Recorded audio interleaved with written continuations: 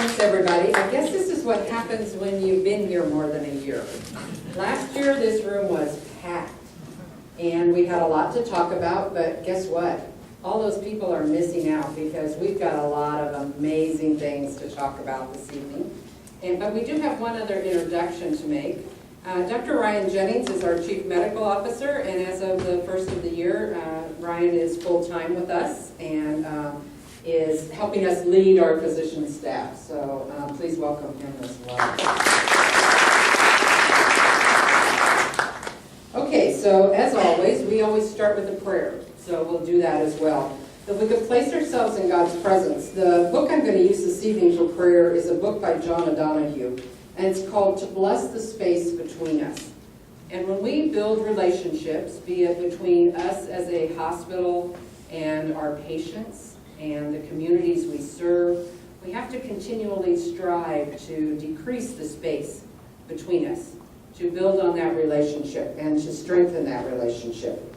So the prayer is on meeting a stranger.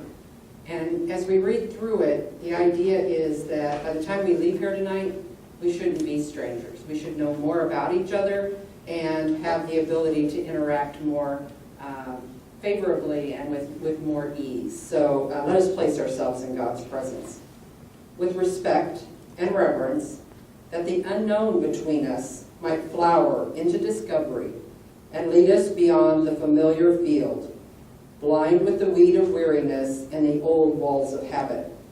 Heavenly Father, help us to reach out, to learn more about others, to share more about ourselves, and to be always serving of your ministry, and to take care of those you place in our presence. In your name we pray. Amen. Okay, let's go ahead and get started. As I said, we've got a lot to talk about. Last year we talked a lot about where we were, and I'm going to bring you up to speed with where we are now compared to then. So very much the same format, in the idea that we're going to start by talking about our mission integration and Franciscan formation. Over 140 years ago, 3 German sisters came to Effingham and started to provide services, healthcare services. They had been invited by the bishop, and they came here speaking very little English. The letters that we have from them talk about how hard it was to learn the language and to communicate, but they always could communicate with the idea of faith and the idea of caring for those patients that they went out into their homes to try to help provide better health care for them. So our map, we have hospitals in Illinois and Wisconsin. Hospital Sisters Health System does. And while if you were here last year, this may look familiar to you, it actually is a little different. Last year we had 13 hospitals, and this year we actually added our 14th hospital in Oconto Falls, Wisconsin. And they've joined us in September, and now we are 14 strong, in addition to Prairie Cardiovascular and our HSHS Medical Group and several other business entities. But when you think about it, that map allows us to take care of and impact over 3 million lives. A pretty significant impact on the health care of those 2 states. The other thing that you noticed this year that changed for us was our name. And what we did was we simply moved the line down and we added HSHS. Well, we are HSHS St. Anthony's Memorial Hospital. And you may wonder, and I've heard several times in the community why that happened. I've been asked if we've been sold. Well, we're not for sale, and we have not been sold. The reality is we've been part of HSHS, which was formed by the sisters and the 13 hospitals back in the mid-70s. And it allows us to compete with larger industry structures. And what it allows us to do is to get better resources, energy, and lower costs for the patients that we take care of. Think about competing with Blue Cross Blue Shield. So we sit at the table with Blue Cross Blue Shield as a system. We talk about those 3 million lives. We talk about how we can provide services and that they should give us and pay attention to us as a provider of health care in Illinois and Wisconsin.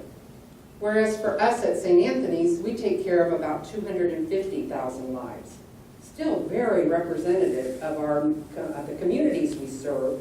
But when you're competing with Blue Cross and other insurance companies, they want bigger. Well, as HSHS, we are bigger. And we can impact and truly make a difference in the health of those 3 million people. So, no change. Reality is, for any of you in our communities, nothing has changed.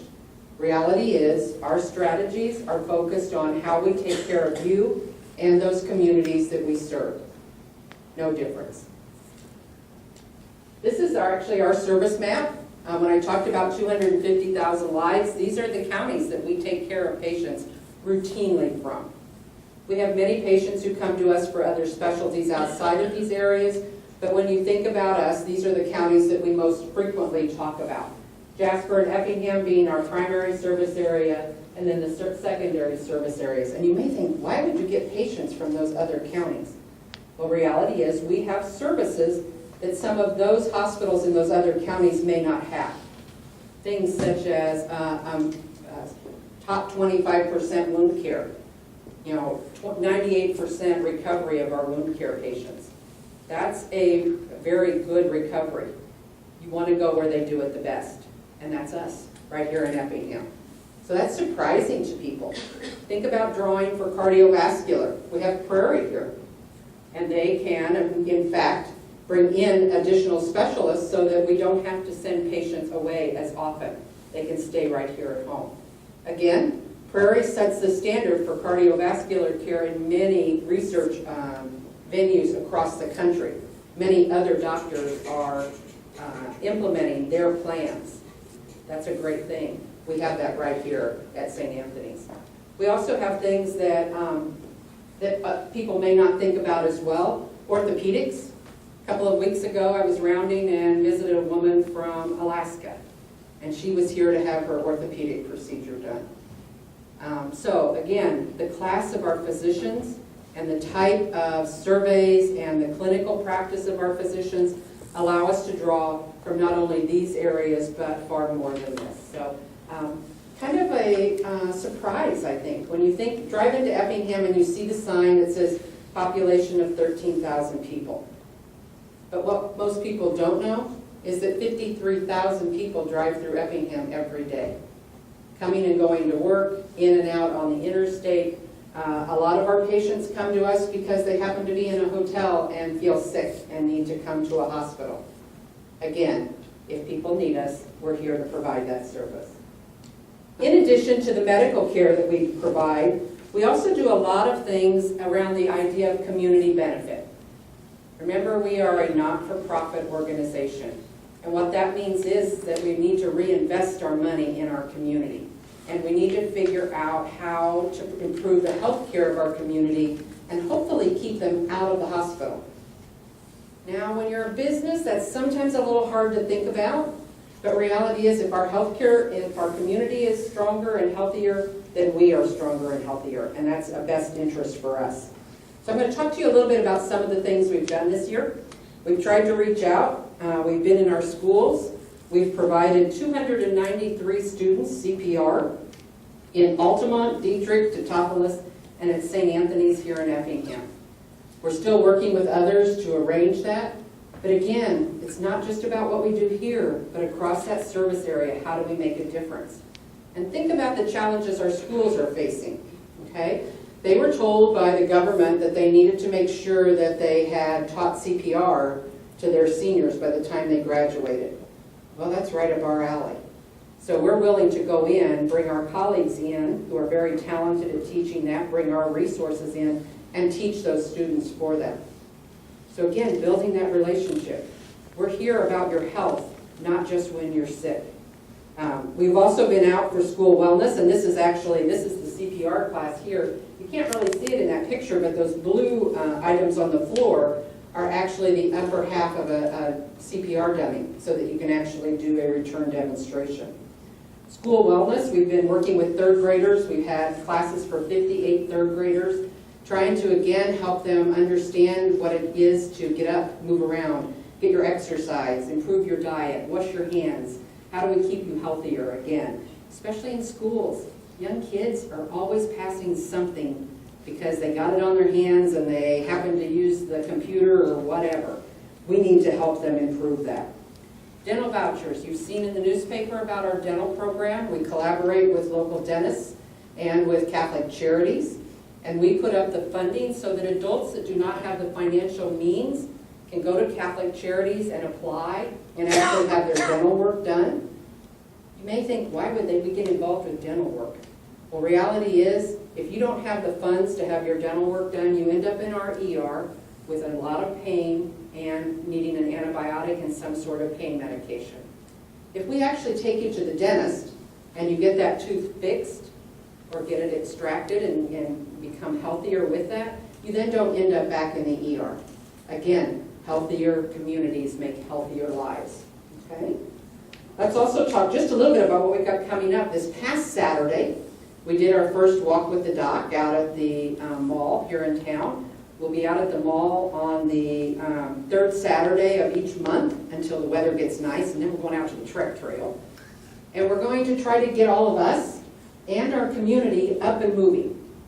So one of our physicians will come and they'll talk for just a quick 5 minutes about whatever their topic of interest might be. Dr. Millie Nelson, we'll see her picture in a minute. She talked this last week on women's health and what you might do to improve your health. And then we walk, and our docs are out there with us. We had 5 or 6 out there on Saturday. We had about 50 people there at the mall. We were all moving, and people were up and running, and we ranged from about 9 months to 93 years of age. That talks about who our community is. And again, interacting with them while they're healthy and hopefully keeping them healthier. In February, on February 15th, we're actually going to collaborate with Sarah Bush Lincoln on the Heart Walk. And I'm sure I'll get some questions in our community about why I would want to work with Sarah Bush Lincoln. Well, reality is Sarah Bush and St. Anthony's are in the same American Heart Association region. And so that money that we will raise between those two organizations benefit patients across our region, across that map that you saw me put up there in front of you a little while ago. So we're going to collaborate. We're going to have some teams in the Heart Walk, and we're going to try to figure out how to improve the heart health of our community. 1 in 3 deaths in Effingham County is from cardiac disease. 1 in 3. I'm sure all of us know someone who has struggled with cardiac disease. It's a very personal sort of a disease, and we all know about it, but it's also preventable. There are things we can do to make it better. So by all means, we'll be participating in that as well. Okay, let's talk a little bit about the work we've been doing this year. We always work on the value. The federal government came out and said that healthcare is too costly. It costs too much for the nation to support Medicare. And they said we need to improve the value of healthcare. So we need to improve the quality of healthcare, we need to improve the service around healthcare, and we need to reduce the expense. And so we've been working on that. And what they do for us is they decide how much they will pay us for Medicare, and then they keep part of it, increasing percentages every year. And they say, okay, if you want this money for the treatment that you gave, you need to earn it. And these are the categories in which they test us. Safety, clinical quality, efficiency, cost reduction, things like readmission. If you are in the hospital and then readmitted in 30 days, they won't pay us for that second visit, regardless of why you might be here. The patient experience, what does that look like? You know, the surveys that you sometimes get after you've been in the hospital or used one of our services, those are tallied by an external company and provided to the government, and then they decide if we are better or at the average of healthcare. This past year, the colleagues in this organization and our physicians did such a great job in all of these categories. They not only paid us the money that they had originally told us they would pay us, we got extra. We actually performed in the top 25% of clinical quality and service right here in Effingham. Okay, guys, that's a big deal.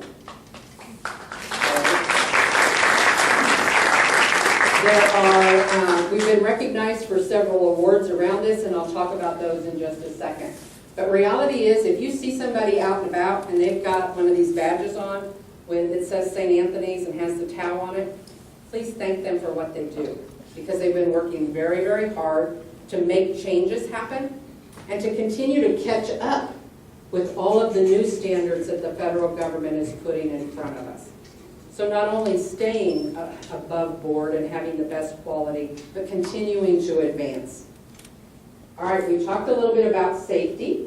Last year we talked about falls and medication errors, and we've continued to work on those things this year, and they've continued to get better and better and better. But one of the things that we heard a lot about this year and that we were actively involved in around safety was the scare around Ebola. Okay? And while I talked about 53,000 people coming through here every day, we have a little bit of a risk here, because people can get off of an airplane in Chicago or St. Louis, get on the interstate, and they could end up in our ER here in Effingham. Now that's a very small risk, but you don't ignore risk. You take care of it. You prepare for it. And we did just that. Our staff in the emergency room ran drills. We worked with the health department. We worked with the CDC. We worked with IDPH. We worked with HSHS. Anybody that wanted to give us resources and help us get better at our infection control, we worked with them. And what happened out of this was we developed processes that I firmly believe made us stronger in not only preparation for things like Ebola, but how we deal with things like outbreaks of flu and other contagious activities in our community. And what we did was we decided that there were things that were important. We're not going to treat Ebola patients long term. Our goal is when they come in, identify them quickly, isolate them quickly, get them under care, and contact major tertiary centers that are set up to take care of these patients. That's the process and plan across the United States. And that was established by the CDC because they think that is the best way for us to control and take care of these patients. And so we ran drills. We have a list of colleagues who volunteered to take care of these patients if they would present. We're ready if that challenge would be put in front of us. Now, realistically, we hope that never happens. But if it does, once again, just like any other challenge, we are here to meet it. Because again, we are a healthier community if we're prepared for the what if. Okay, we talked a little bit about the fact that one of those other measures is about patient experience. And this slide is actually the results of patient experience here at St. Anthony's for fiscal year 13 is the blue. Fiscal year 14 was last year, and that's that apple green color. And then the kind of pinky red color is this year. And as you can see, we've got a couple of categories that are lagging behind, but all of the other categories continue to improve. Our colleagues have trained in empathy.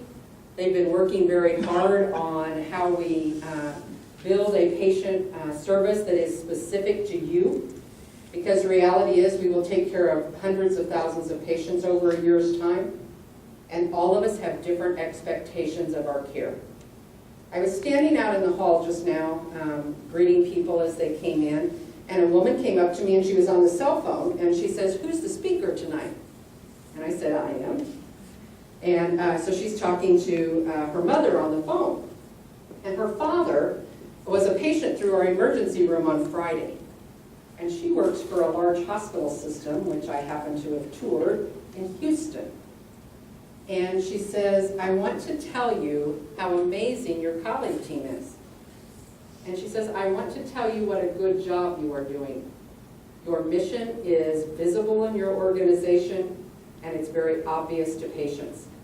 She said, "I work in a hospital, and I sometimes worry about my parents being so far away." She says, "But after this experience, I'm very comfortable with my mother and father staying right here in Effingham. And my mother actually told me that the care she got in your ER was far better than the care he got at the last hospital he was at, which happened to be the one she worked at." So we are making a difference every day in the lives of the patients and the families that we take care of. And it's nice to hear that, of course, but reality is we want our patients to know that. And they're starting to see this, and they're telling us that in the scores that they're giving us.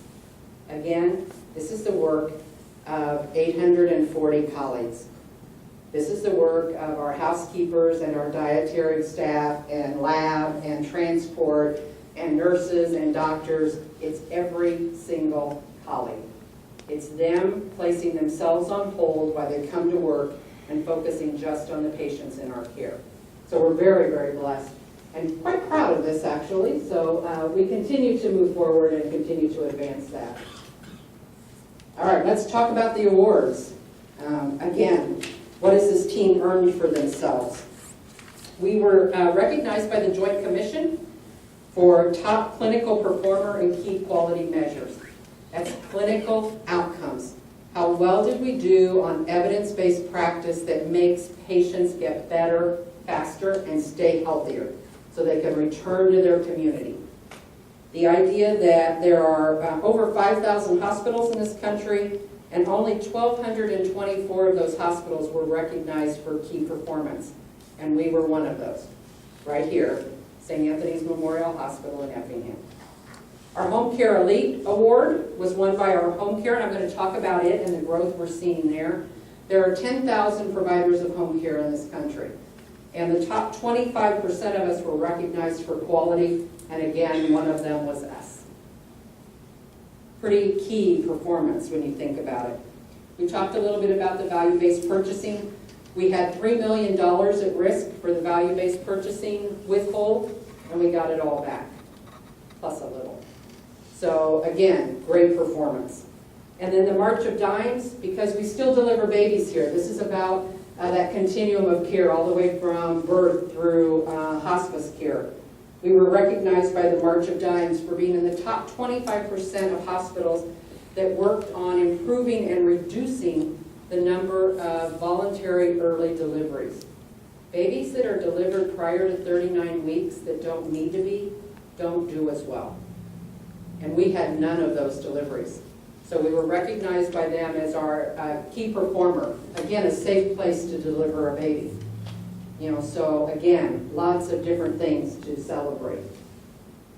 All right, now I've been talking about this team, and I'm going to talk a little bit more about them. The 4 colleagues in front of you on the screen were our core values winners for this past year.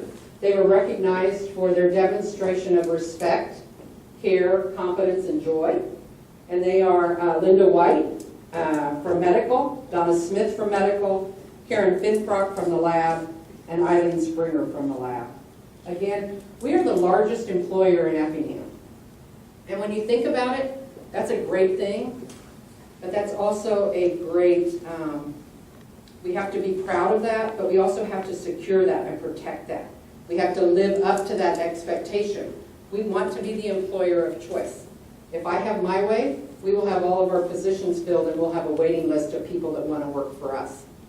And we're not quite there yet, but we're getting very close. This past year, from July to now, we have hired 90 new colleagues. We've hired 31 RNs, 9 techs, and 50 other positions that are clinical and non-clinical, but 90 colleagues just since July. We still have 75 open positions right now, and that means that we're recruiting. That means that I need you to carry this message to the community and to people that work in healthcare, because we want them to come and work for us. If they are the best and brightest and can meet these core competencies of respect, care, competence, and joy, then we want them on our team. Right now, the 75 positions we have open, 45 of those are brand new positions that have never existed before in this organization.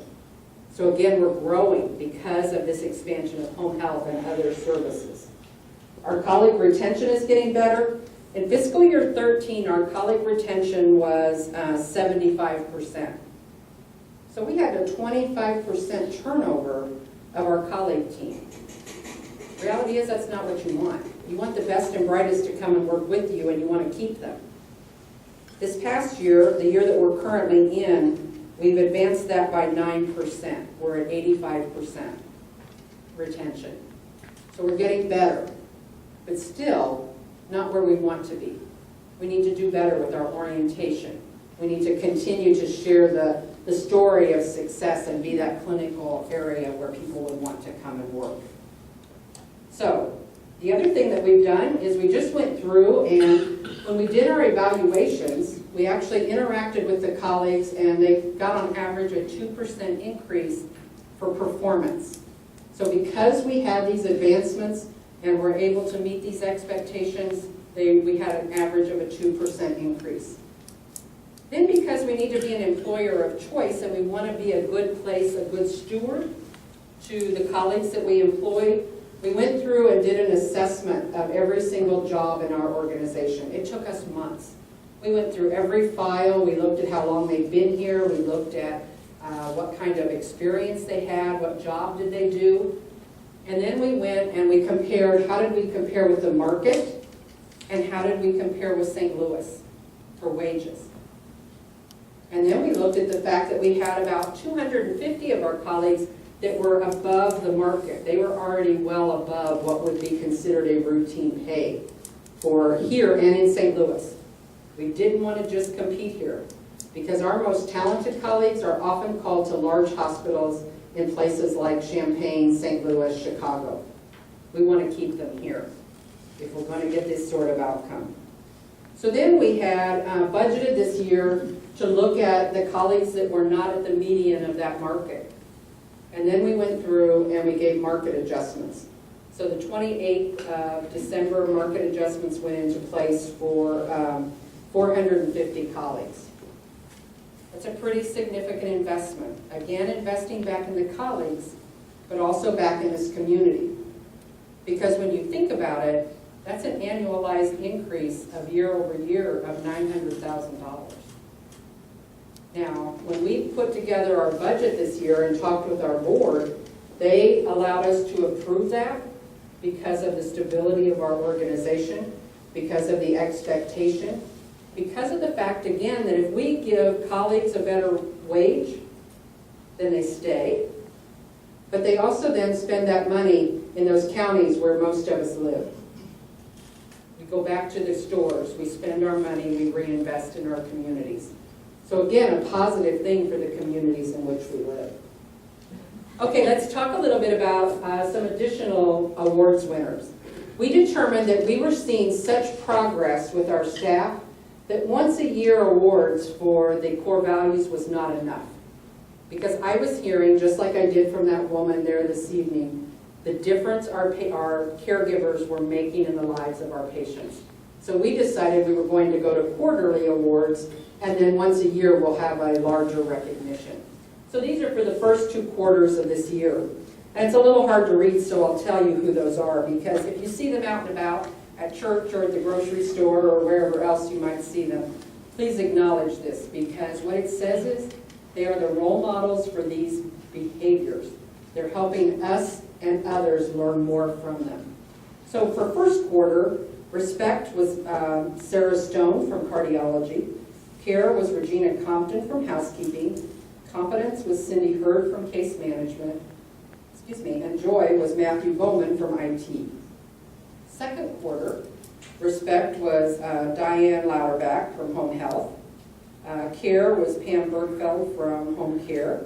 Competence was Julie Duckwitz from home care, and joy was Nicole Locke from the diagnostic center. Again, you notice all of the different places that these people work, and they're all demonstrating the same core values. That is the idea of setting up a good ministry, setting an expectation for accountability, and helping the colleagues understand the behaviors necessary for us to improve. Okay, let's talk a little bit about stewardship. Reality is we talk about stewardship because this is how we pay for all of those things we do. As a not-for-profit, we reinvest, and we have to have you stable. Last year I had colleagues telling me that they were afraid that they wouldn't have their job. This year, they have no reason to think that. We are stronger than we've ever been. Our quality is better than it's ever been. Our safety continues to expand. We're getting more and more recognition. More and more patients are using our services, both inpatient and outpatient. And that's how you set the future of a healthcare organization. It's So let's talk about how we're going about doing that. Okay, reality is this is a pretty busy slide, and what this says is we are a very stable financial organization. Again, this is important so that we can be here for the next 140 years. And we're going to talk a little bit about what we're doing with the money that we're making from our healthcare organization. One of the things I often hear as I'm out and about is someone will tell me that they decided to go to another healthcare facility down the highway because they're cheaper than we are. Well, reality is, I'm always trying to control rumor. I'm big on let's tell the facts. So we're going to talk a little bit about that. Reality is, what this slide tells you is that we actually are one of the most cost-effective healthcare providers in our region. These are our competitors. And I can put this in front of you because this is CMS data. This comes from Medicare. This isn't data that I put together. This is data that the federal government puts together. And we then can pull it and compare ourselves just like they can. I'm sure they talk about how much we make as well. And what this says is for inpatients, St. Anthony's, it costs 69.4% of the market cost here at St. Anthony's. In other words, we are 30.6% more cost effective. Higher quality, higher service, less cost. Sounds like value to me by the definition that the federal government has put in place. Ambulatory surgery, we are 18.3% more cost effective. And there I'm saying compared to our most close competitor. And then when we talk about non-surgical patients, we are 22.7% more cost effective. So at the same time that we're more cost effective, you've seen what's happening with our quality. You've seen what's happening with our safety. Seems like there's no reason to drive past us. Seems like we ought to be able to keep our patients here at home. All right, let's talk about growth. Let's talk about our medical staff. The pictures in front of you are some of the med staff that have joined us recently. Dr. Didi Omi is an orthopedic surgeon with Benuti Clinic, and Dr. Omi is an expert in, robotics. And so we're getting ready to purchase a robot that will allow him to more quickly do surgical intervention on the knees and hips and get us back to work quicker. It doesn't take as long as if you have a big incision or a larger intervention. We talked about Dr. Nelson being out at the mall this past weekend. Millie is an OBGYN. She joined Dr. Haller and Dust. And so now in Effingham, we have a OBGYN clinic that has 3 female OBGYNs. That is kind of unheard of. They're a rarity, and we're very fortunate to have them here in our community. Dr. Roka Singh is with Prairie, and it says he's a cardiologist, but what Dr. Singh does is he actually is a vascular interventionalist, and so he works in our vascular lab and does peripheral vascular repair. No, you don't have to drive past Effingham to have that work done. We also have Dr. Hussein, who comes to us from Champaign. He actually is out of Christie Clinic, and he also is a vascular surgeon. They work on different days of the month so that we continue to have service throughout the month, depending on who's here.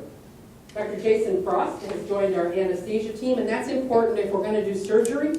We need good anesthesiologists, and so he's been a great addition to our team as well. Dr. Schwing is our hospitalist, and he is the first of a team that will be 4 strong. And what a hospitalist does is they are a physician that does not have a clinical practice. He only sees patients in the hospital. So if you happen to live in one of those counties out on the periphery of our service area, your doctor might decide that they don't want to come into the hospital, but he could turn you over to Dr. Schwing, and he could take care of you while you were hospitalized, and then you could go back home, and he would return you to the care of your primary care physician. So he's an expert in the management of inpatient care. And then last but not least is Dr. Manzo, and he's a radiologist that has joined our team as well. So we're seeing growth in our medical staff. I talked a little bit earlier about home care, and this is our home care map. And the green and purple areas are the areas that we, from here in Effingham, provide home care. There are 22 counties there. And if you notice, we run from the Indiana border to the Missouri border. And what we are now doing is here from Effingham, we are providing home care in those counties to where we have other hospitals. So we're branching out, and because we're an expert in that area, they are now using our services there. And those colleagues are hired to here at St. Anthony's and live in those areas to take care of those patients. This is important because of the fact that we're trying to, again, keep people at home. We're trying to reduce the cost of health care. Home health is cheaper than if they are hospitalized. It also helps them stay home. If you've been in the hospital and you go home and you have home health, you are less likely to need to be readmitted. So again, improving that long-term health. We're seeing great growth around this area. And again, top 25% performance for clinical quality and outcomes. We also opened our convenient care clinic this year, and we've collaborated with physicians in our community to provide services in the evening and on weekends. And we've seen great growth in this. So it's not to take the place of your primary care provider, but when your provider's office is not open and you don't need to come to the emergency room, the convenient care clinic is a place for you to go. You get appropriate service, but you don't then tie up the ER. You also are in and out more quickly. When you come into an ER, you often get kind of brought into whatever else is going on. This is about patient convenience and service. We also do diagnostics there and pre-surgical testing in that facility as well. Okay, we're going to talk a little bit about the ER. We've had a master facility plan here at St. Anthony's for several years. And one of the pieces of that master facilities plan is the rejuvenation of our emergency room. And so we have brought in a company to look at how much it would cost us to remodel and expand our ER within our existing building. The reason this is important is because we want, one, to maintain and protect the privacy of the patients we take care of. We want them to have private rooms instead of semi-private. We have some areas in our ER that are blind corridors, where if I'm the caregiver and I'm standing in those areas, I can't see into the rooms on the other side. Well, that's not efficient and effective. We want that to be as safe as possible so that you have a line of sight for all of the patients in the ER. We also are growing. Our ER volumes are significantly higher than what we budgeted this year. And with that, we need better flow. We want to get patients in, get them taken care of, and either discharged to return home or admitted to the floor. Patients come to an emergency room to see a doctor or a mid-level provider so they can get treatment and either come to the hospital to stay or go home. We need a more efficient area to do that. So I met with the staff today in the ER and talked to them about this.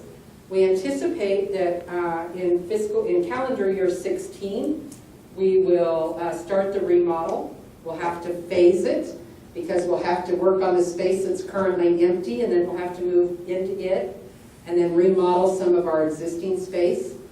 It's a commitment of about $4.4 million. Again, a commitment back to the colleagues and our providers, but more importantly, back to this community. If you need emergency services, we want you to be able to get those here in the most effective and efficient way. And we believe we can do that with the talent that we have. We just need to redesign the space. So we'll be working on that. We've invited the colleagues to come to the table and help us do the design. And as I told them, you have to be involved now because it's really easy during design to make changes. Once it's built, it's not so easy. So we need to be involved now. We need to think about all of the different types of patients we have and how do we efficiently take care of them and effectively take care of them. So this is exciting. Again, that reinvestment and that giving back to this community that has been so loyal to us and so supportive of us. All right, on the boards here in front of you, you have pictures of our upcoming ambulatory care center. March 10th, We will be in Chicago, and we will meet with the Health Facilities Planning Board, and we will ask them for permission to build an additional ambulatory care center. And what an ambulatory care center is, it's a physician office building, but it also will house our Women's Wellness Center. It will house our convenient care. It will have lab and radiology. It will have some other offices in it. It will allow us to consolidate things that we currently have in 3 different spots within 1 block of each other.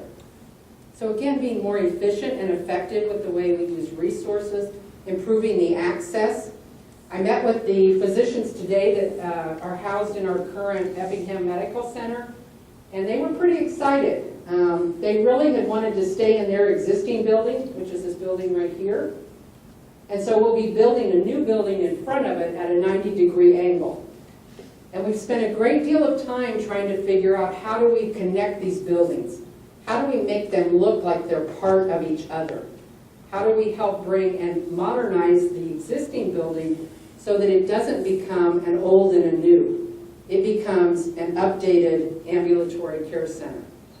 So we are hoping that we will be able to start the remodel of the existing building sometime next month. We can do that even before the Health Facilities Planning Board gives us permission to start on the new building. But then we're hoping if the weather holds out, if it stays like this, we ought to be in the ground the week after March 10th, would be my view of it. But anyway, our goal is that we will build and then actually occupy probably in January of the following year. Of course, you have to get joint IDPH in and all that kind of business, but we've got some construction to do. But we're pretty excited about it. Again, looking to move and modernize our healthcare the way healthcare is going. Fewer patients are hospitalized. More and more of them are seen in the offices and in ambulatory care sites. They don't need to be hospitalized anymore.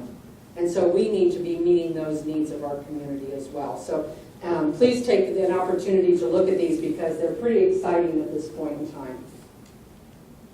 Okay, you may have seen this ad, and this was actually an ad that we put out to talk about our relationship with St. John's and with Prairie.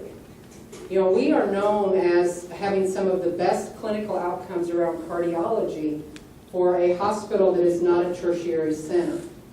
And the reason for that is our numbers are often better than if a patient shows up at the ER at St. John's.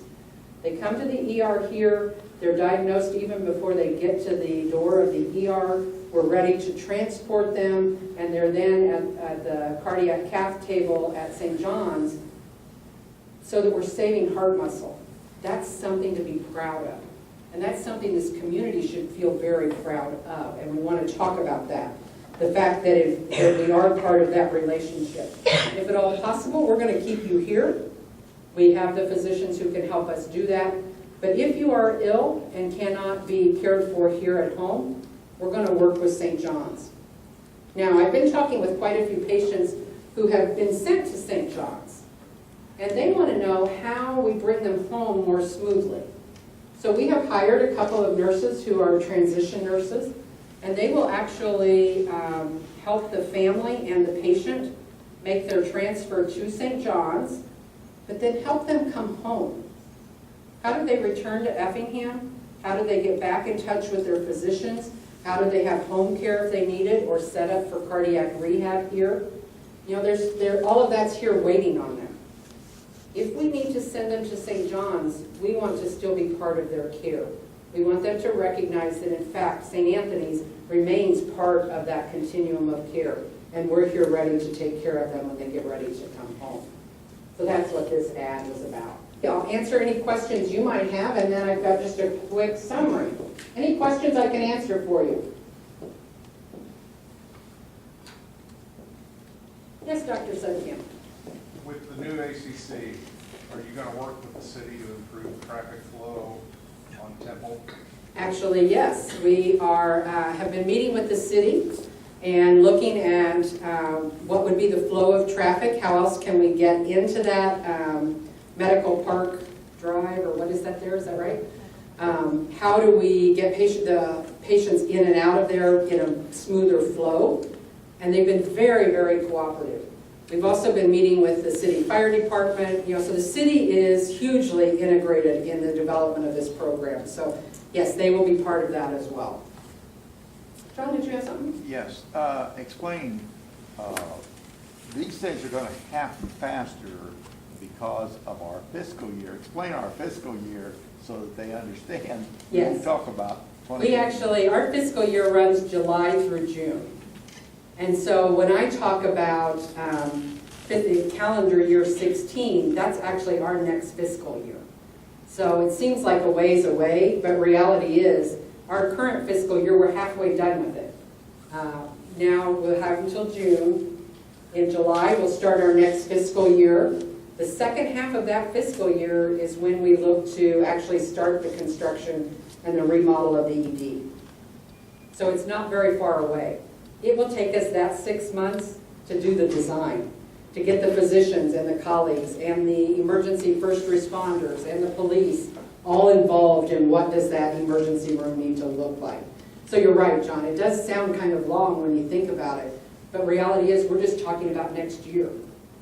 And the ambulatory care center is in this year. It will be the end of the latter half of this year and then into the first half of next year. Because I talk in fiscal terms, not always calendar years. So thanks, John. I get so used to it, I forget sometimes not everybody knows that. Any other questions? All right, again, we so appreciate you coming. Please spread the word. Help us control the rumors. We're not for sale. We're doing very, very well. There's no reason to drive past St. Anthony's. We are stronger than we have ever been. Top 25% recognized nationally for quality. Top 25% for safety.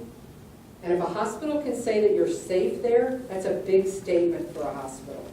So improved quality, improved safety, improved service, and a very cost-effective place to get your health care, with amazing physicians and a very talented team that have made great strides. So thank you very much. I appreciate your time this evening. Have a great evening.